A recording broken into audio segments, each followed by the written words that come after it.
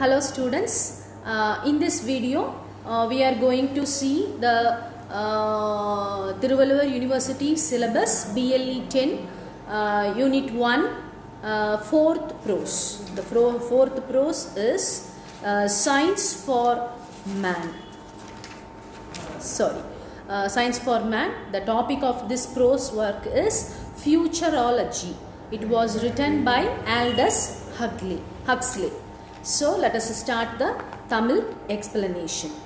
இன்னிக்கும் பார்த்தீங்க அப்படின்னு சொன்னாக்க 2050ஆம் ஆண்டிற்கும் இடையில் இப்போதுள்ளதை விட இந்த கிரகத்தில் உள்ள மக்கள் தொகை அதிகமாகும் போது நிலக்கரி, எண்ணெய், பாய்ந்து விழும் தண்ணீர் ஆகியவற்றிலிருந்து கிடைக்கும் ஆற்றலோடு அறிவாற்றலும் சேர்ந்து கொள்ளும்.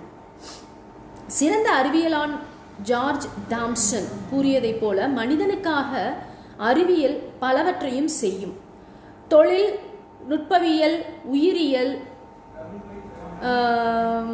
இயற்பியல், வேதியியல் ஆகிய பல்வேறு துறைகளிலும் அளவியல் முன்னேற்றம் காணும். மனிதனால் விரைவாக பயணம் செய்ய இயலும். புதிய பல செயற்கை பொருட்களை உருவாக்குவான். செயற்கை உணவை தயாரிப்பான். உயிரை பறிக்கும் நோயான புற்றுநோய் போன்றவற்றை தடுக்கும் மருந்துகளை கண்டுபிடித்து ஆயுளை நீட்டிப்பான். ஓகே, மனித குலத்தின் எதிர்காலம் ஒளிமயமாக எப்படி இருக்குங்கிறத ஆத்தர் சொல்லியிருக்காங்க. அறிவியலார் சொல்வது போல் மனிதனின் வருங்காலம் அமைதியும் மகிழ்ச்சியும் நிறைந்ததாக இருக்கும் என்பதை ஹக்ஸ்லி நம்பவில்லை. போர் இல்லை என்றால் சிறுபான்மை உற்பத்தியாளர்கள் தம் பொருள்களை விற்று வாழ்வில் வளம் பெறுவதற்கு வாய்ப்புள்ளது. இத்தகைய நாடுகளில் மனித குலத்தின் எதிர்காலம் ஒளிமயமாக இருக்கும். ஆனால் பெரும்பாலான பின்தங்கிய நாடுகளில் வருங்காலம் மகிழ்ச்சியின்றி போய்விடும். இந்நாடுகளின் மக்கள் தொகை ஆண்டுக்கு 200 கோடிக்கும் அதிகமாகின்றது. 1938 ஒருவன் பயன்படுத்திய உணவை விட 10 விழுக்காடு குறைவாகவே தற்போது உணவு உற்பத்தி செய்யப்படுகின்றது. 20 ஆண்டுகளுக்கு பின் இந்தியாவில் கிடைக்கப் போகின்ற உணவு இன்றைய மக்கள் தொகைக்கு வேண்டிய அளவை விட ஒரு நாளைக்கு 2800 கலோரி குறைவாகவே கிடைக்கும். 20 ஆண்டுகளில் மக்கள் தொகை இப்போதை விட அதிகமாக கூடும். அதிகமாக உற்பத்தி செய்யப்படும் உணவு தேவைப்படும் உணவின் அளவை விட மிகவும் குறைவாகவே இருக்கும். பின்தங்கிய நாடுகளை தொழில்மயமாக்க மிகப்பெரிய முதலீடு தேவைப்படுறது எப்படின்னு சொல்லி பார்ப்போம். பின்தங்கிய நாடுகளில் தொழில்மயமாக்கும் பணி மிகவும் கடினமானதாகும். வரலாற்று தொடர் நிகழ்ச்சிகளால் மேற்கு நாடுகளில் தொழில்மயமாக்குதல் இயல்பாயிற்று.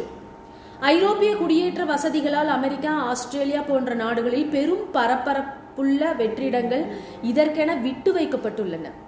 எளிய உணவுப் பொருட்கள் உபிரியாக கிடைத்தன. அவை நகரங்களுக்கு குடிபெயர்ந்து தொழிற்சாலை பணியாளர்களாகிவிட்ட குடியானவர்களுக்கு கொடுக்கப்பட்டன.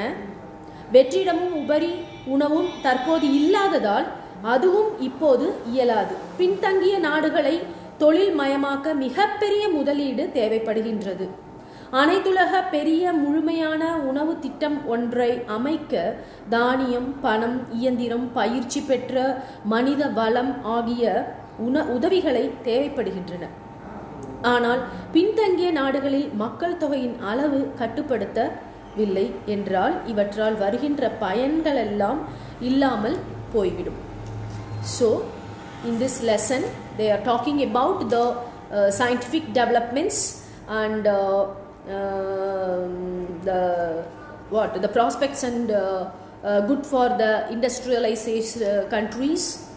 And humanity does not commit the suicide of the war, and prospects for the undeveloped countries, and biggest hurdles for the progress of the undeveloped countries. And now you can understand what is the theme of this work, and just listen what I am saying. Okay, let us start the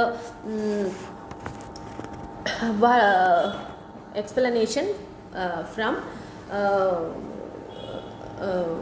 about the author. First let us see about the author introduction. Let us see. Okay, Aldous Huxley, just a minute. Okay, so Aldous Huxley He was born at the year 1894 and died at the year 1963. He is one of the most brilliant and provoking modern English variants, and he was born at Godalming in Surrey. After the education at Eton and Oxford, he started his career as a writer, even though he were hugged all the knee and porch eyesight. He established his reputation with Stu Howell Chrome Yellow, and there followed a series of works of Lichen Amer series. Two most well known are Brain New World and Islets in Gala. As a writer, Huxley is versatile one, and he is Spinal and Billiards. In all his writings, he is a critic of modern life and bitter of artificially snobbery and to modern scientific civilization. Let us see about the lesson. In this essay,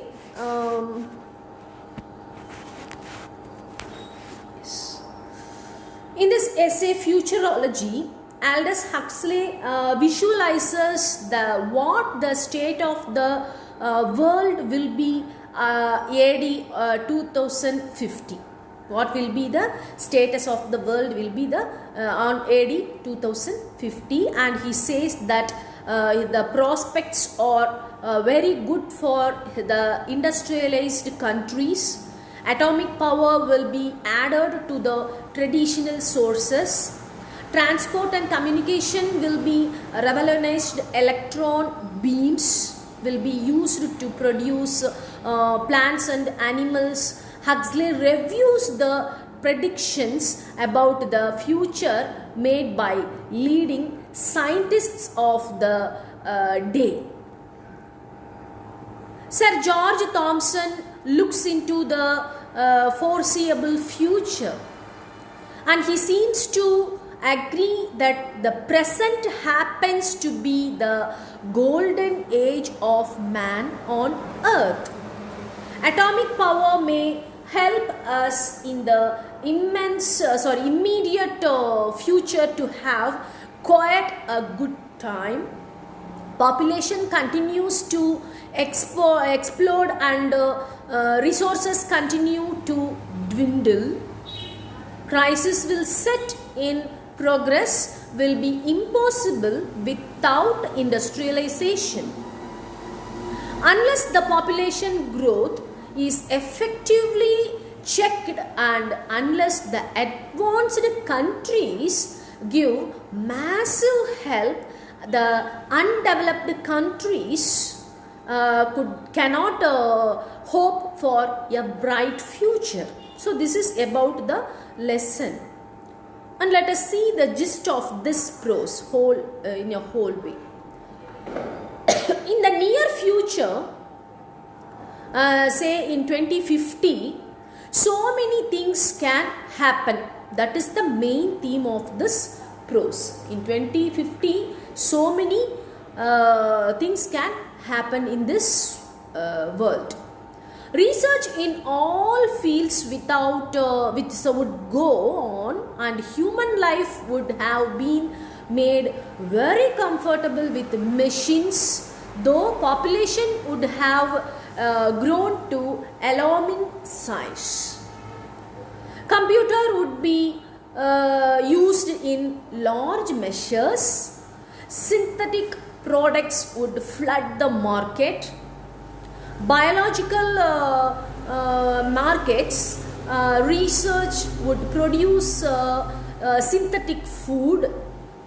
New varieties of plants would be produced.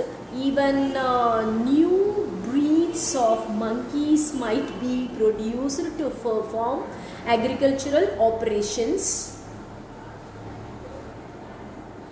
Old age will not be a problem.